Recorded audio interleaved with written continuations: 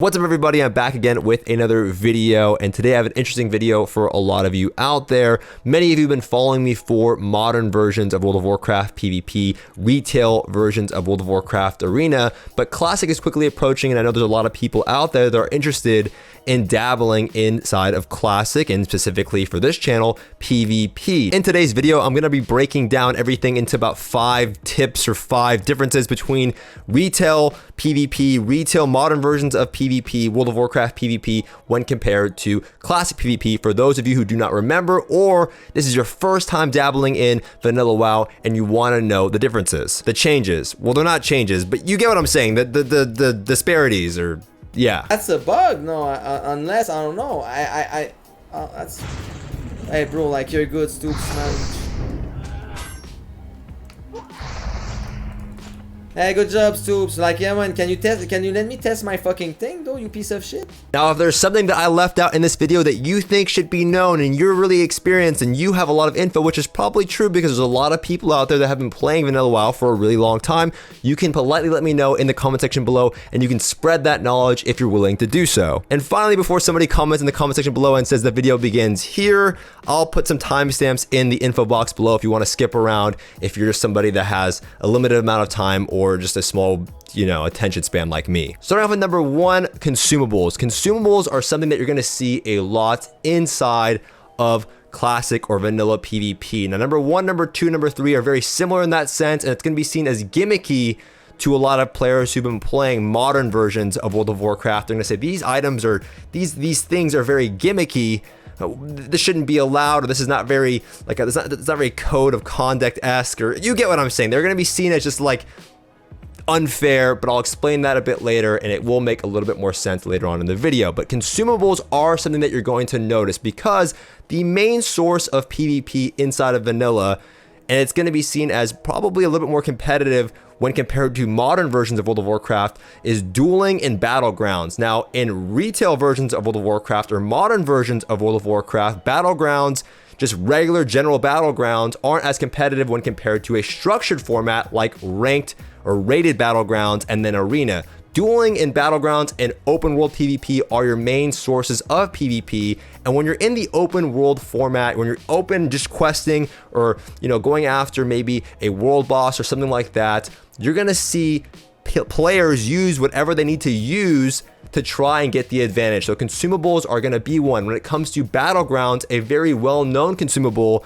is going to be called the FAP. It's a really ridiculous name, but it's the free action potion. A free action potion is a potion that druid flag carriers would drink or take, and it makes them immune to like stuns and slows, and it's basically a way for them to safely get across the map to try and capture the flag. Now, this is something that you probably won't see in duels. When I was testing or going back in time and playing or dueling in vanilla WoW, you didn't see a lot of players use free action potions in duels, and if they did, it wasn't seen as very.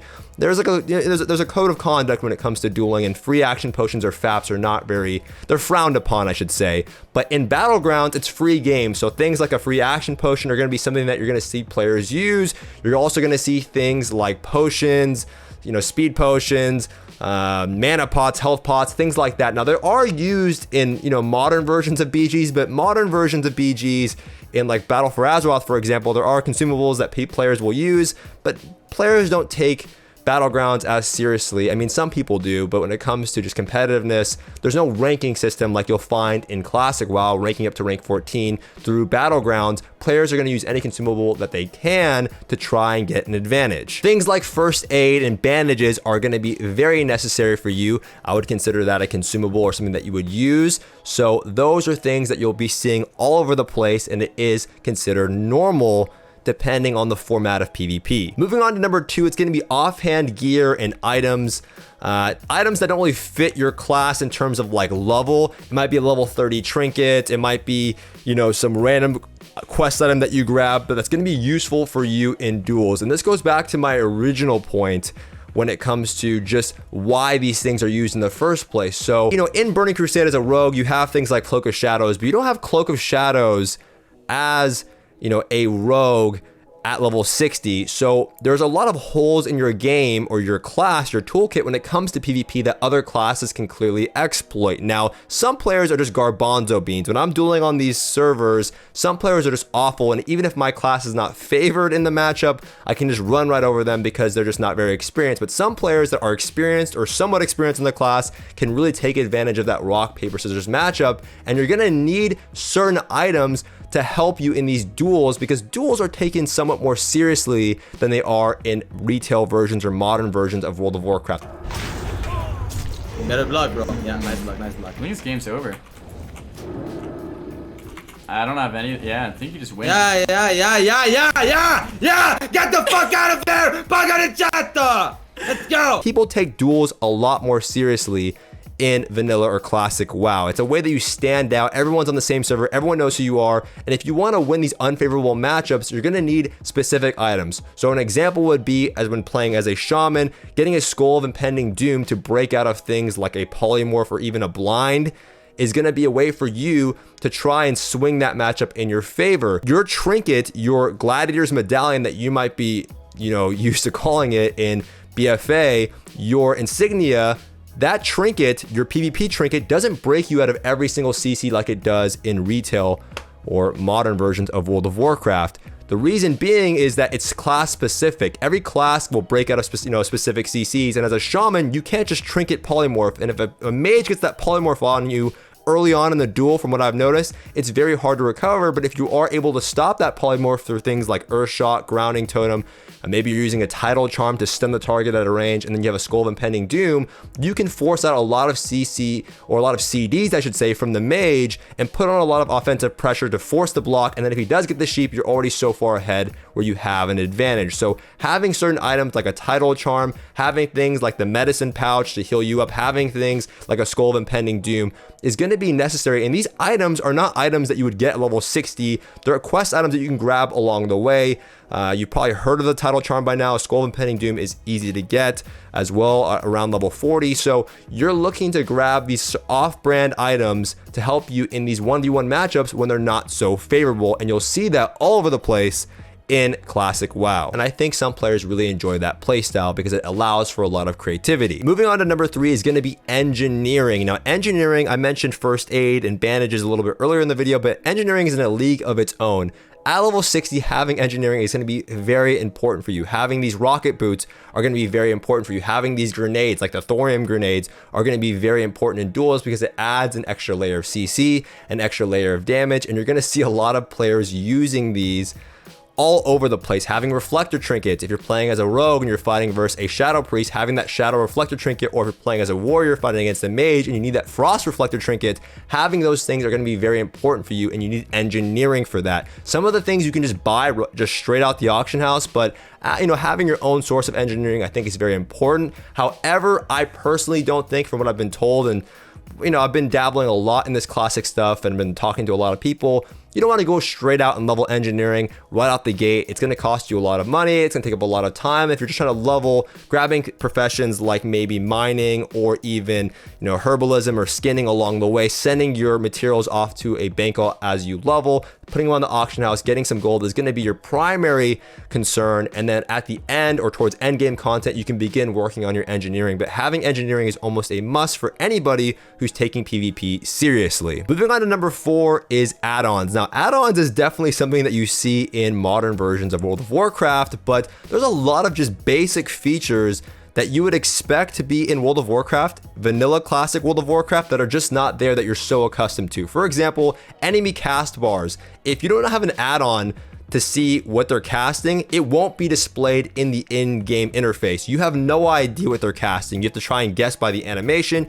It's very hard to land interrupts. It's easy to get faked on when it comes to your interrupts, and you can get, you don't know if he's casting a heal or if he's casting a Hearthstone, for example, depending on the animation of the character. So having add-ons to display cast bars, having add-ons for timers on your cheap shots. For example, if you're playing as a rogue and you cheap shot somebody, you don't know when it's about to the cheap shot's about to come off or the blind because there's no timer, so you need a timer or you're going to count it out in your head. So having just basic add-ons like that are going to be very important for you, and they're things that you're just accustomed to that have been there for so long that they're not in you know, classic or vanilla WoW, but there's tons of add-ons out there for you to already install. A great resource is willitclassic.com, and that will have a bunch of add-ons that you're, you know, used to having, and it will let you know if you can download them, and there'll be a direct download link there. I'm sure Twitch will enter, you know, the Twitch add-on installer or curse client, maybe as you know it, will be there at some point for classic WoW. And on top of that, Swifty, shout out to Swifty. I'll put his stream somewhere here on the screen. I'm sure you don't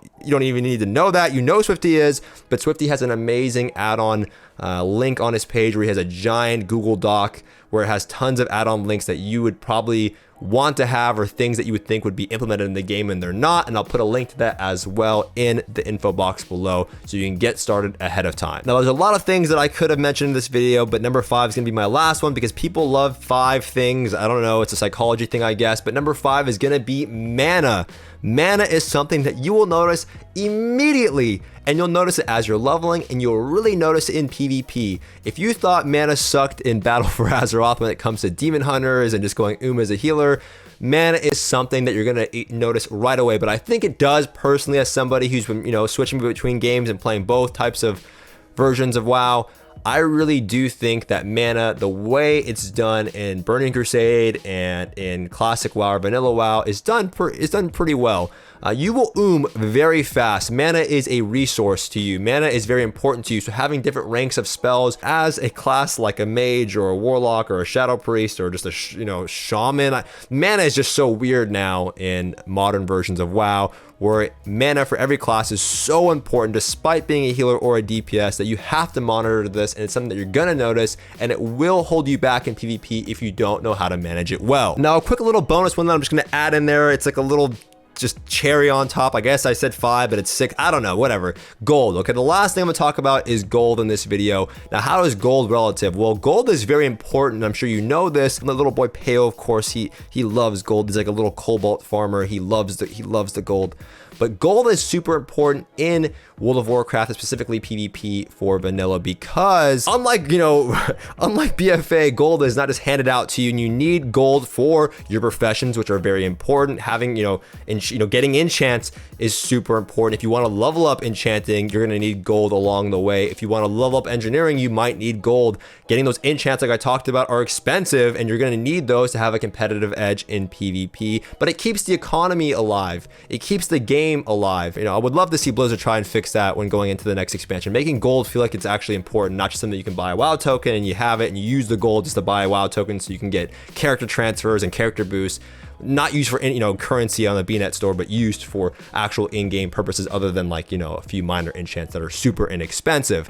But on top of gold mattering and you having to afford getting a mount and you having to afford getting an epic mount if you want that and paying for all these things, is your respec cost. If you're going to be doing raiding, which you're probably going to be doing early on, to get that gear so you can hop into PvP to have an advantage, so you can start ranking up in the ranking system and trying to grind for that, the rank 14, the notorious rank 14 title. If you're going to grind towards that, you're going to need to have gear, and gear that you're going to be grabbing is going to be early on coming from dungeons, your pre-raid bis, and then it's going to be coming from raids. Now, these raids are going to require you to have an optimal PvE spec, and a lot of the times your PvE spec will not align with your PvP spec. There's a massive difference there. You're going to have to try and acquire the gold to have the correct spec for PvE and raiding, and then on the rest of the week after you raided that 1 or 2 days per week, you're going to swap back to PvP spec, and that will cost you around 50 gold depending how much you're respecking. And 50 gold isn't the easiest to come by, but it's not the hardest thing to come by. You'll probably acquire that throughout the week, farming just in general,